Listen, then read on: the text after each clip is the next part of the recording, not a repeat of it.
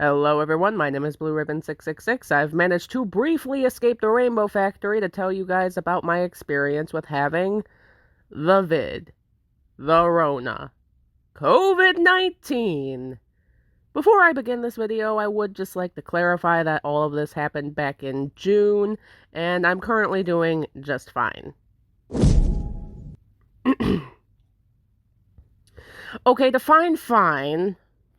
Now, I know there's going to be those people out there that are probably going to be like, "Oh, Raven, you didn't do the thing, you weren't social distancing, you didn't wear your mask, you didn't avoid people who were sick," so on and so on. And to that I say, firstly, very few people in my area, if any, really give a shit anymore. Nobody wears a mask anymore. Nobody's social distancing. Nobody's doing the thing anymore. Secondly, I work a job that requires me to be in close proximity with the few people that I do interact with. If I was to ever get sick, it'd probably be because one of my customers was also sick. And thirdly, you have to understand that I have no social life whatsoever. I can usually be found in one of four places: my apartment, my mom's house, the grocery store, and the gas station I work at. Those are literally the only places I've ever really gone to in the past 3 to 4 years. So how did this happen? Well, I can confirm that the reason I got sick was because of my sister and her boyfriend. We were taking turns house sitting for my mom while she was out of state for a week, somewhere towards the last week of May, and there was a brief 1 or 2 hour window where I was getting ready to leave, and my sister and her boyfriend were going to take over. Now at the time, neither of them were showing any symptoms, so I was none the wiser. However, the next day, my sister shot me a text asking if I could come back to the house because she thought she and her boyfriend were coming down with a case of hay fever. Which isn't outlandish. At the time, the pollen count was pretty high and everybody's allergies were acting up. But at the time the text was sent, I had just taken a heaping dose of melatonin, and I was mere minutes away from being dead to the world for the next 8 hours or so. So I just had to be like, no, that's a bad idea. That's a 30-minute drive I will not be able to complete. However, it wouldn't be but a few days later that I'd get a text from my mom saying that my sister tested positive for COVID. And because I'd been in contact with her, I should also consider getting myself tested. And it's a good thing she said something when she did, because at the time, I was starting to feel like crap. I was tired, my head was starting to hurt, and it felt like I had just a little something caught in the back of my throat, causing me to constantly try to clear my throat in order to get rid of it, to no avail. So I bit the bullet, put on my mask, and drove down the road from my apartment to my local grocery store to pick up a test. Now, if you're one of the rare people that has never had to endure one of these things, let me tell you, the swab tickles like hell. Thank goodness it wasn't a doctor that was doing the test for me, because I was sneezing uncontrollably for a good minute, and that's the kind of embarrassment I do not need in my life. Now, I remember the instructions on the box saying that it'd take like 20 minutes to get a result. I don't know if I got that right because, spoiler alert, I wound up being very sick. But when I tell you that shit turned positive immediately, it was showing a positive result before the liquid that'd been dropped had reached the control line. And that's when I went, oh, fuck. I'm sick. And thus, my 7 days of torment began. As soon as I got that positive result, I contacted my boss to let her know. My exact words to her were, "Hey boss, guess who just tested positive for COVID?" Let me just give you an idea of how uncommon positive COVID results were in my area at this time. They were so uncommon that my boss had to get in touch with HR to update herself on what the current protocol for this was. Would I have to stay home for 3 days, 5 days, a week or two? What was going on? What do we do? We didn't know. Initially, my boss thought I would be good to return to work immediately and that I would just have to wear a mask and wash my hands frequently until the symptoms were gone.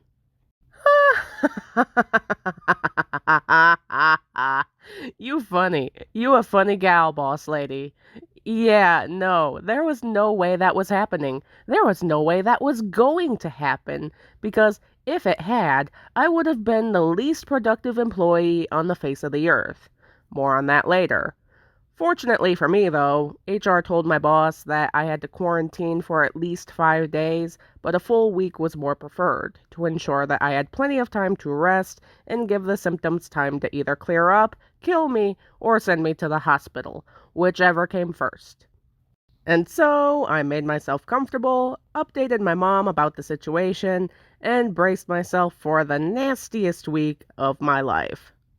Now, those who I've told this story to outside of YouTube have come back at me with something along the lines of, "Oh, I know someone that got COVID once. They said it wasn't any worse than the common cold or the flu." Well, let me tell you. Firstly, COVID is a spectrum. You could have mild symptoms, you could have severe symptoms, you could have no symptoms. Remember the term asymptomatic? Yeah, that's still a thing. And secondly, I think I would have preferred having the common cold or the flu as opposed to what I actually wound up going through.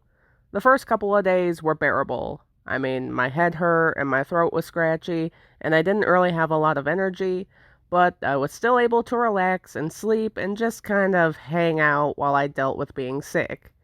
It wasn't until about day 3 or so of my sickness that things started to get kind of scary because that's when the coughing fits started. Have you ever accidentally choked on your own saliva or had a little bit of a drink go down the wrong pipe? Imagine that happening to you like every 2 hours, and that no matter how much you cough or what you try to do, it doesn't help. That's what I dealt with.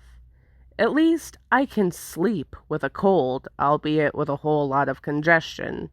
With COVID, getting sleep was a struggle. I swear I'd only be able to sleep for like 2 hours at a time before I'd wake up in a coughing fit, cough my lungs out for like half an hour, and then pass out again due to exhaustion. The symptoms got so bad at one point that I remember laying on my bed, staring up at my ceiling, daring the universe to do something about it. If you're gonna take me out, take me out. Quit pussyfooting around it.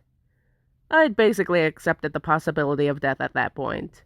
Apparently, though, the universe isn't ready to deal with my royally unhinged ass because I'm still here.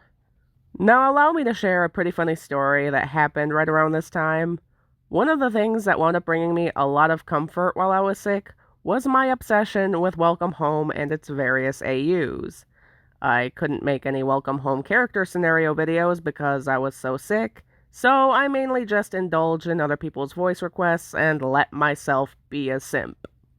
It was also around this time that I was starting to develop a deep attachment to the Rainbow Factory AU, and at one point a fan tagged me in an RF Wally audio where RF wakes up from a nightmare and seeks comfort from the listener.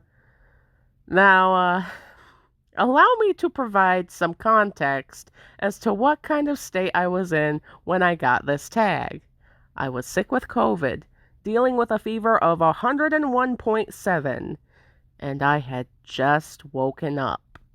So, picture, if you will, my sick as fuck self, cuddling my comforter on my bed like it's a body pillow, rubbing my hands over it like you do when you're trying to rub someone's back in order to comfort them, and having a full-blown sleepy conversation with my phone, thinking that this is real life right now. To jail, Raven! To simp jail now! The only reason I realized what was happening and snapped out of it was because, one, the video looped, and two, just as the video was ending, I got a phone call from my boss asking me a question about the goddamn lottery machine. What is my life? Back on topic, shortly after that, at around like day 4 or day 5, is when I gradually started to feel better. The coughing fits started to slow down, and I was only really heavily congested for around 2 days. 2 days before I was scheduled to return to work, however, I started to get a little stir crazy.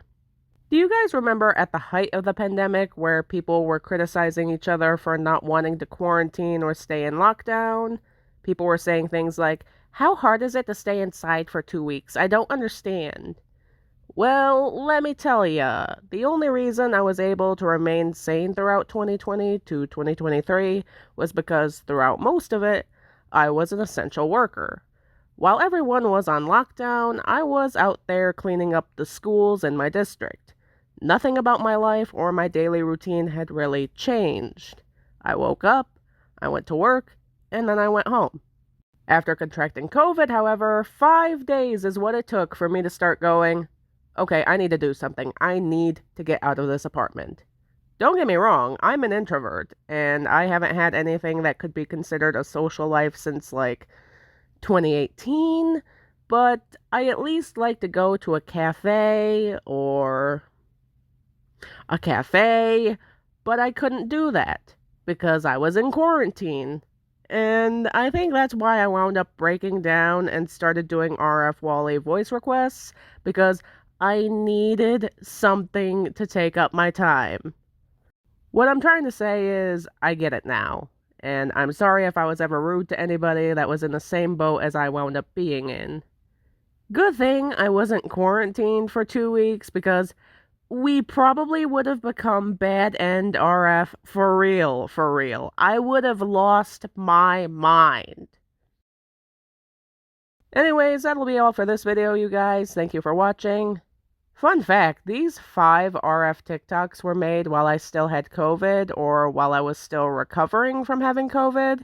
So, if Rainbow Factory Wally sounds a little tired and stuffy in those videos, I'm sorry. Alfred tried to clean up the audio, alright?